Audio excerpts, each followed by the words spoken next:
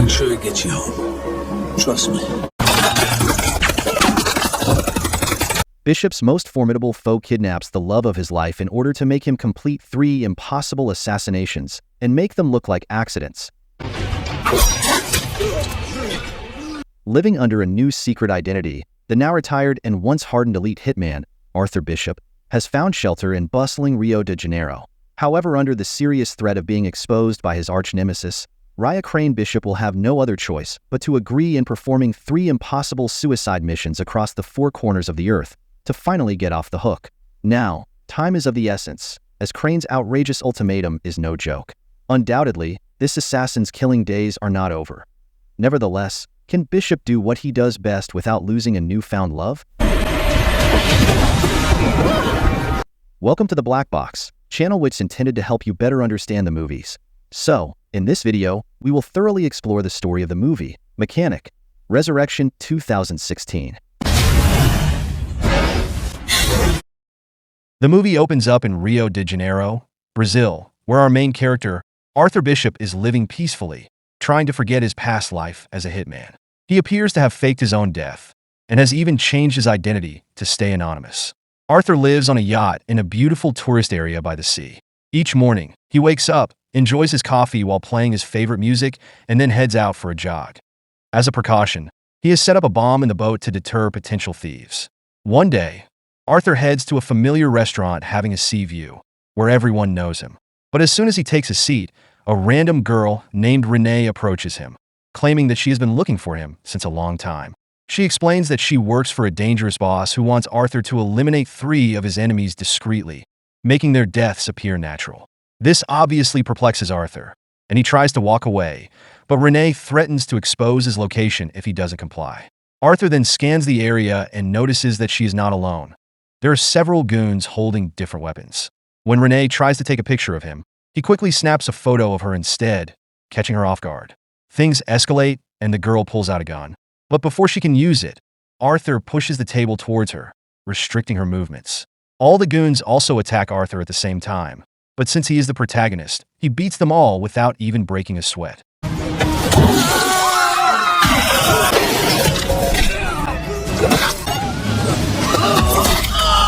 Feeling outnumbered, he then seizes an opportunity to escape by jumping on the roof of a passing sky tram. However, Renee and her men follow suit, trying to shoot him from inside the tram. Renee even attempts to climb up to him, but before she can do so, Arthur decides to make a daring jump onto the back of a hand glider to successfully evade his pursuers. When night falls, he returns to his boat, only to find suspicious men inspecting it. This prompts him to activate the bombs he had strategically placed for emergencies. As a result, the expensive yacht explodes, and the threats are immediately killed. Afterward, Arthur proceeds to an old container, where he stashes his weapons and tools, including forged passports and mobile phones. He then takes some money with him and relocates to a secluded island in Thailand. There, he reunites with his friend, May, who generously allows him to stay in his old hut which has been untouched since years. After May leaves, Arthur enters his room and opens a part of the wooden floor, beneath which he has hidden more weapons and tools. Determined to protect himself and find out more about Renee, he begins investigating her through a secret system. Soon, he uploads Renee's picture he clicked earlier and uncovers her ties to a dangerous criminal named Crane, someone with whom Arthur has a dark history. The following day, a beautiful woman named Gina enters May's beach resort, seeking first aid supplies for her bruises. May notices the injuries and inquires about them, but Gina doesn't say a word and leaves. That night, May hears screams coming from a nearby boat and witnesses Gina being violently mistreated by a man called Frank. Concerned for her safety, May rushes to Arthur for help, even though he is reluctant to get involved. Nevertheless, feeling a sense of responsibility towards May, he takes a look at the incident through his binoculars and heads to the boat. Despite his attempt to reason with Frank, the latter tries to use a weapon, and a physical altercation ensues. In the end, Frank accidentally hits his head on a metal pole and dies on the spot. When Gina sees the lifeless body, she passes out. May manages to bring her safely to the shore while Arthur searches the boat. To his surprise, he discovers a gun, Gina's passport, and a phone that includes a picture of himself. Unnerved by the discovery, Arthur sets the boat on fire and returns to the hut. After this, he angrily wakes Gina and, showing her the picture, confronts her about her connection to Crane. Initially, she refuses to say anything, but when Arthur points a gun at her, she admits that she was blackmailed into working for Crane, who holds something significant over her. Following this, Gina reveals that she used to run a shelter for human trafficking victims in Cambodia. Life was pretty normal, and everything was pleasant, but that all changed one day when Crane's henchmen killed one of her staff members. They then forced Gina into accepting the mission and threatened to harm the children under her care. The next day, Arthur notices a boat nearby with some men observing the shore. He suspects that they must be sent by Crane to keep an eye on Gina's mission. To throw them off, Arthur and Gina pretend to be a couple by engaging in traditional Thai customs. As the evening progresses, Gina apologizes to Arthur for entangling him in her dangerous predicament. At the same time, Arthur shares his own painful history, revealing that he was once an orphan sold to a gangster who trained child soldiers. He mentions that Crane was with him during those dark times, and they were very close to each other. However, when the going got tough, Arthur fled the scene, leaving his friend behind. Arthur believes that this is the reason why Crane is trying to exact revenge against him. As the two continue sharing their life stories, their bond grows stronger, and they end up spending the night together. After reassuring Gina of her safety, Arthur reveals his plan to take down Crane and promises not to carry out the 3 kills as demanded. Instead, he intends to eliminate Crane himself. In a heartfelt gesture, he gives Gina his father's watch, a precious memory from his past, and asks her to take care of it till he returns. However, their plans take a sudden turn when a group of policemen suddenly arrives at the beach, and one of them is identified as Crane's man. Arthur tries to fight them off, but this time, he is overpowered, and Gina is eventually abducted. To save her, he agrees to meet with Crane, and they finally come face to face after all these years. The bad guy then gives Arthur a daunting ultimatum. To free Gina, he must execute 3 kills, while making them appear natural. The first target is Krill, a notorious arms dealer imprisoned in Malaysia under tight security. He's imprisoned on Penjara Kedai in Malaysia. To prepare, Arthur obtains explosives disguised as chewing gum, shark repellent in a skin cream tin, and a hidden capsule in a cigarette. He also creates a fake ID and adopts the guise of a wanted criminal. Afterwards, as he walks on the streets of Malaysia, the police officers take him into custody and send him to prison. Once inside the Malaysian prison, Arthur gathers intel on Krill and discovers that his henchmen constantly shadow him due to the numerous threats on his life. Bishop, remember, it has to look like an accident. If he dies with a knife in his back, no one will be there to pick you up. Arthur cleverly steals a knife from a prisoner during lunchtime and later intervenes when a former henchman attempts to assassinate Krill, saving his life. Impressed by his actions, Krill invites him to dinner, agreeing to leave his men outside. Arthur takes full advantage of this opportunity and executes Krill. He then stages the whole thing as if the man committed the unthinkable. To escape, Arthur distracts Krill's men, telling them not to disturb Krill as he is praying. He then turns on the security alarm and creates a hole in the prison wall with the explosive gum he brought. He also swallows the tracking pill given by Crane and uses shark repellent to jump into the water unnoticed.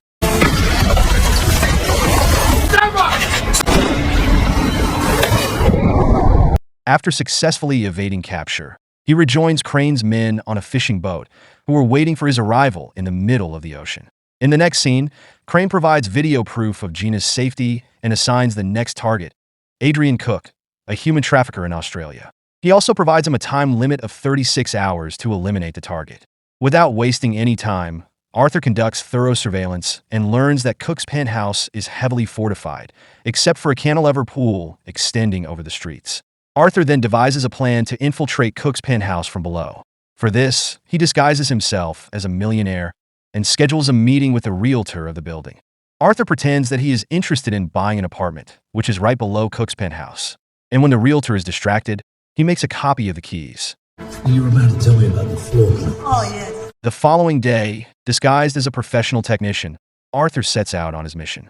Using his duplicate key, he gains access to the apartment that the realtor showed him earlier and opens up a glass shield to climb up to the swimming pool.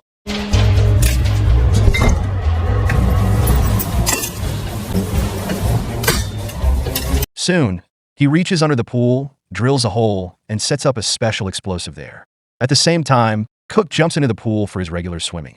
He suddenly spots Arthur, but before he can call for help, the glass breaks, leading to his demise.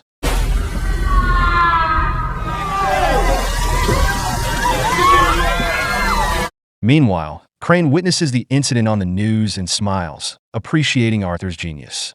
Later, during a video call, Gina cleverly provides Arthur with information about the boat's hull number she is captured in by positioning herself near a window. The latter then calls the boat company and traces its location using the number. After getting the exact location, he hires a helicopter and flies there, carrying a bag of equipment. In the next scene, Arthur stealthily enters the boat and kills the guards one by one. However, he is eventually captured while trying to rescue Gina. After a while, Crane shows up and warns him to never try this again. If he does, Gina will immediately be shot dead. Next, Arthur is assigned his final target, Max Adams, an American arms dealer with a heavily guarded fortress. After a bit of searching, our hero discovers that Crane is using these kills to eliminate his competition in the arms trade, prompting Arthur to have doubts about the mission. However, he proceeds with his plan. Arthur shoots one of Adams' guards from a distance, then hides in an emergency helicopter to reach Adams' fortress. Inside, he disables security cameras with a jammer and skillfully takes down the guards.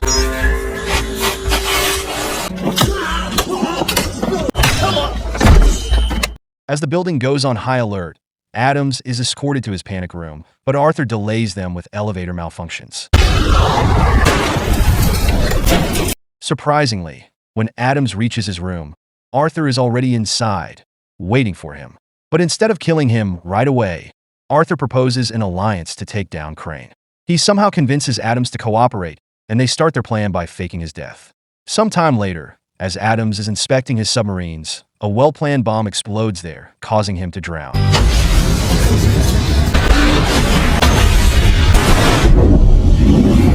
Fortunately, Arthur is prepared underwater, and he swiftly comes to Adams' rescue.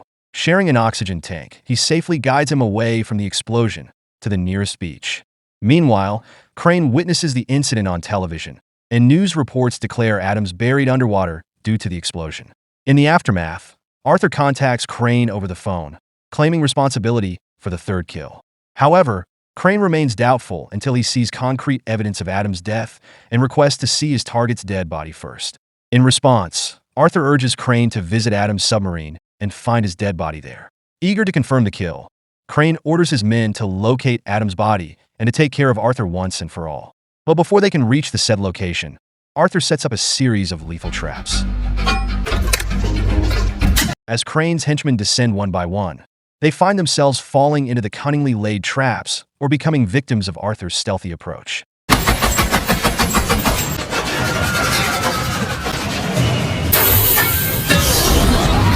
With each passing moment, Crane becomes increasingly aware that Arthur poses a significant threat to his plans. Realizing that he is the next target, Crane resorts to using Gina as bait, placing her outside on the boat to lure Arthur. As our hero approaches underwater, he notices Gina standing near the helipad. He then launches a ruthless assault on Crane's guards, killing them one by one.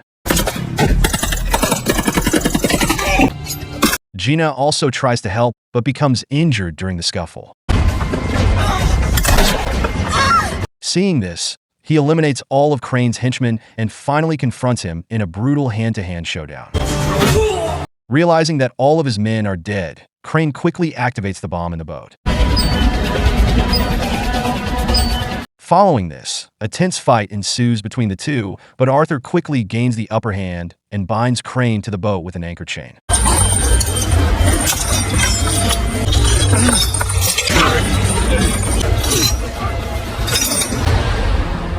However, just after a few seconds, the boat explodes, seemingly killing them both.